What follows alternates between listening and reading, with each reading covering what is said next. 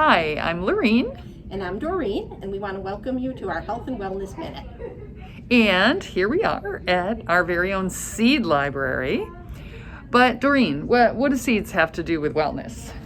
We've got an answer for you. First, I'll tell you how to use the seed library. You come and you check out some seeds right here, and you plant them in your garden. You grow them and harvest the seeds. You bring back those seeds in the fall and give them to us.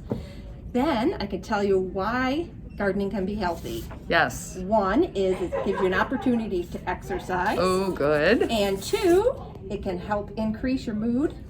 Excellent idea. 3, increases your vitamin D. Oh, good. And 4, gives you a chance to grow and eat healthy food.